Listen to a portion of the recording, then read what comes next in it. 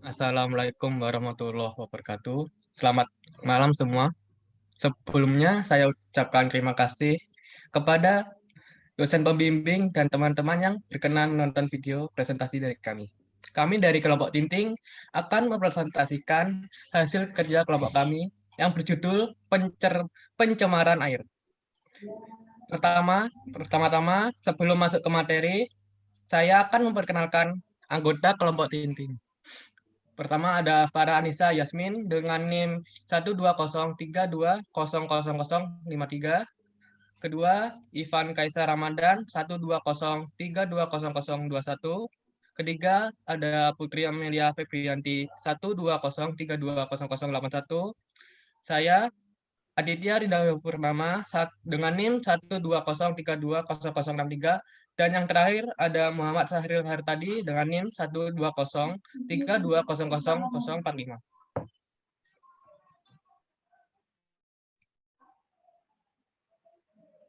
Kurang dari 3% dari semua air di bumi adalah segar, dan 80% dari air itu terkunci di dalam air dan batu. Kesegaran air. Beberapa tempat mendapatkan terlalu banyak hujan, sementara yang lain hampir tidak mendapatkan hujan sama sekali. Air adalah zat yang luar biasa mengalir, beriak, berputar di sekitar lingkungan yang dijalurnya. Merembes, menetas, terus-menerus bergerak dari laut ke darat dan kembali lagi.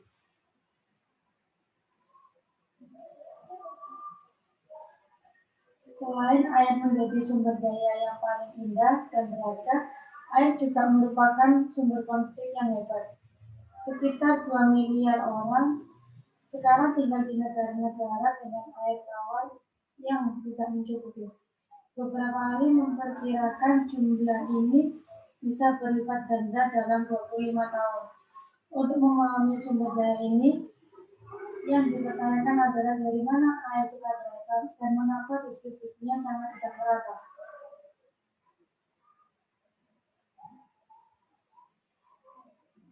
Efek di matahari menggerakkan siklus hidrologi dengan menguapkan air di permukaan yang menjadi hujan dan salju.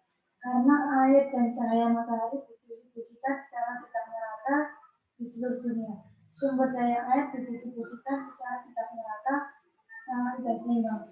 Di Ekuador, di Gurun Chili misalnya, tidak ada hujan telah jatuh dalam sejarah yang tercatat.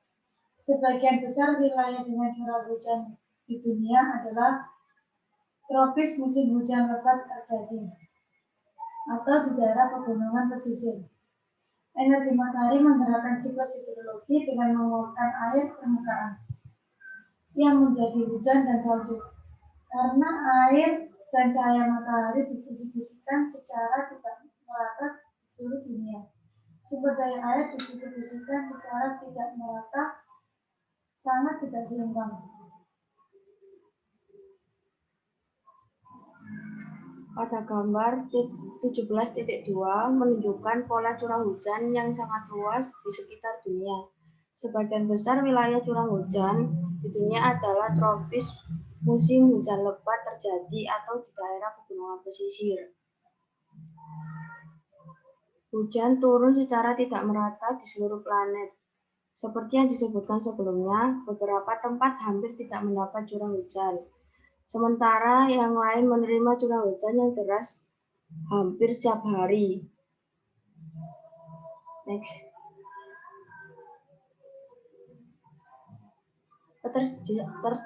Ketersediaan dan penggunaan air.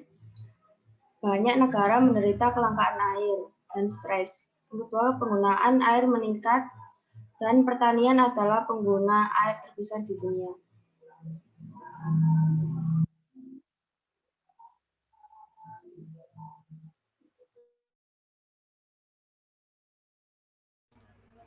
Nah, pada gambar tabel air juga naik dan turun secara musiman, tergantung pada curah hujan, infiltrasi, dan tingkat penarikan. Lapisan pasir, kerikil, atau batu berpori yang terletak di bawah air tabel disebut akuifer. Nah, akuifer selalu didasari oleh lapisan batuan atau tanah liat yang relatif kedap air merembes keluar di bagian bawah. Ini contohnya gambarnya.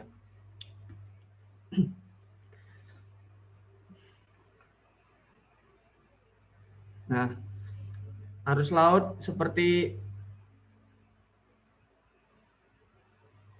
pada tahun 2025, 2/3 dari semua manusia dapat hidup di tempat-tempat di mana sumber daya air tidak memadai.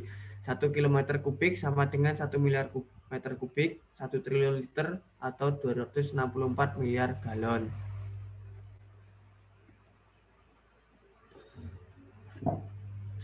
Satu akre foot adalah jumlah air yang dibutuhkan untuk menutupi satu akre tanah sedalam 1 kaki. Ini setara dengan 325.851 galon atau 1,2 juta liter atau 1,234 meter kubik. Tentang jumlah yang dikonsumsi setiap galon oleh sebuah keluarga beranggotakan 4 orang di Amerika Serikat. 1 kaki kubik per detik aliran sungai sama dengan 28,3 liter per detik atau setara dengan 449 galon per menit.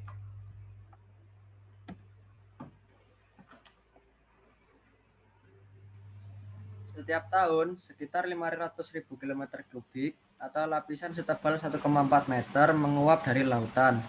Lebih dari 90% kelembapan itu kembali ke laut. Tumbuhan memainkan peran utama dalam siklus hidrologi, menyerap air tanah dan memompanya ke atmosfer melalui transpirasi. Next.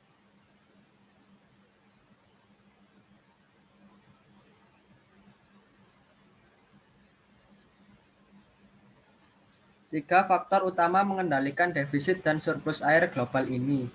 Pertama, sirkulasi atmosfer global menciptakan wilayah dengan tekanan udara tinggi yang terus-menerus dan curah hujan rendah sekitar 20 derajat hingga 40 derajat di utara dan selatan Khatulistiwa. Kedua, kedekatan dengan sumber air mempengaruhi curah hujan. Ketiga, dalam distribusi air adalah topografi. Next.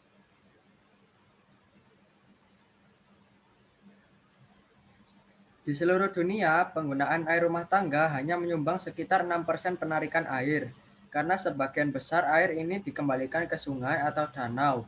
Setelah digunakan, konsumsi sebenarnya rendah, sekitar 10% dari total dunia secara rata-rata.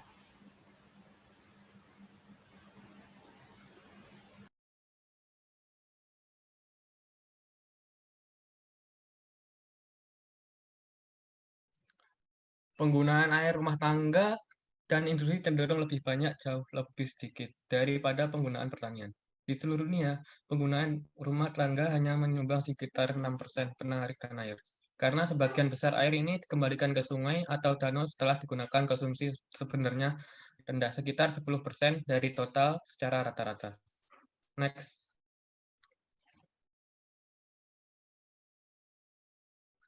Pada air tawar, ketersediaan air menentukan lokasi dan aktivitas manusia di bumi. Pasokan air terbarukan. Secara umum, limpasan permukaan ditambah infiltrasi ke akuifer air tawar yang dapat diakses. Sekitar 2/3 dari air yang dibawa ke sungai dan setiap tahun terjadi pada banjir musiman yang terlalu besar atau keras untuk disimpan atau terperangkap secara efektif untuk keperluan manusia.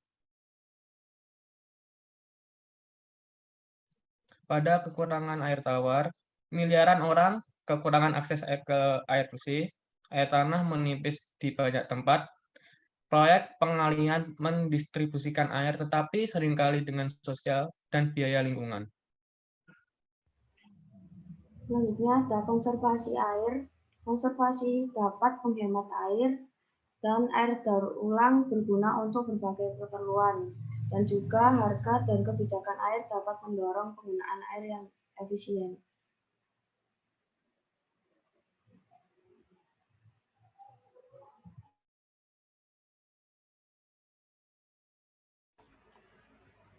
Nah, adapun desalinasi. Bagaimana cara kerja desalinasi? Yaitu untuk desalinasi yang paling umum adalah penyulingan. Air direbus dan uapnya dikumpulkan dan dipadatkan untuk membuat air tawar.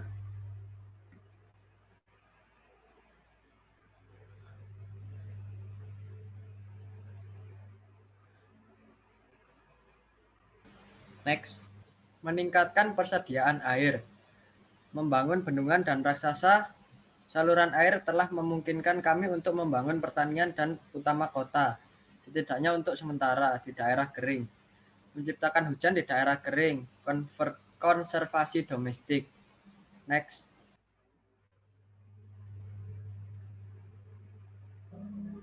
Konservasi domestik. Konservasi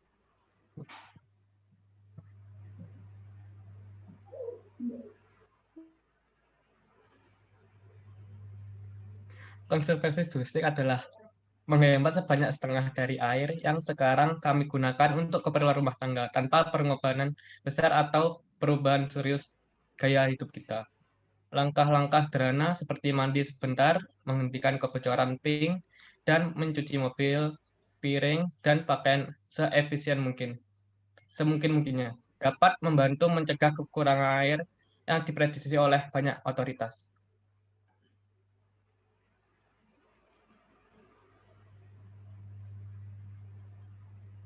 Menghemat air dan mencegah polusi, yaitu dengan mandi sebentar. Yang kedua, jangan biarkan keran mengalir saat mencuci tangan. Yang ketiga, buang oli bekas dan limbah B3 rumah tangga secara bertanggung jawab.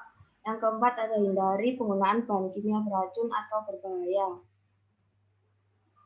Next.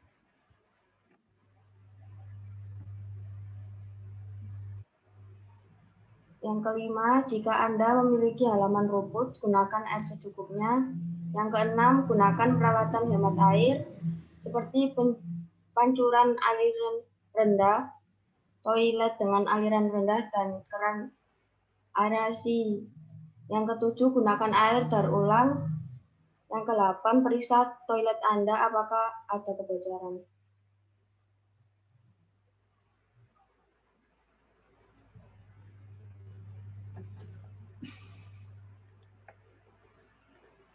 Adapun polusi air, patogen yang ditularkan melalui membunuh ratusan juta orang.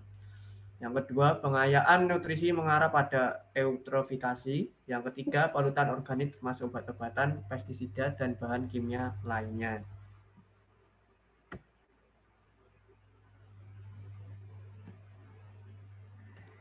Kami di sini mengambil studi kasus tentang dampak pencemaran air terhadap kesehatan lingkungan dalam perspektif hukum lingkungan di Sungai Kode, Yogyakarta.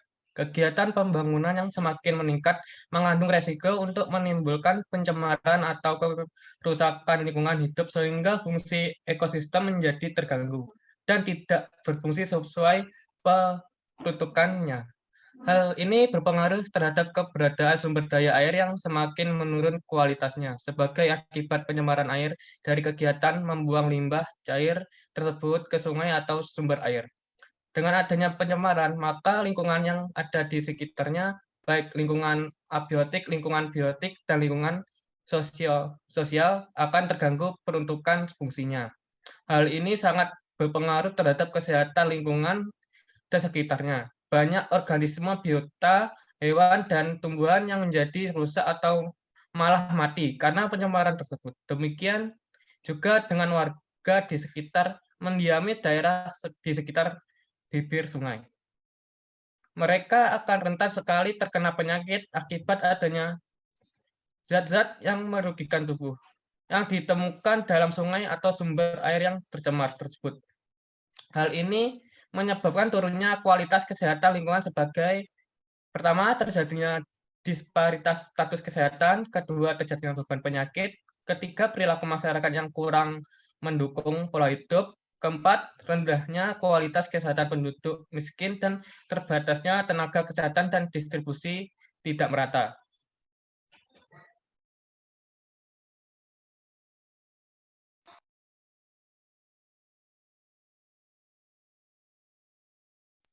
Sekian presentasi dari kelompok kami. Bila ada pertanyaan, mohon bertanya di kolom komentar. Sekian. Wassalamualaikum warahmatullahi wabarakatuh. Waalaikumsalam warahmatullahi wabarakatuh.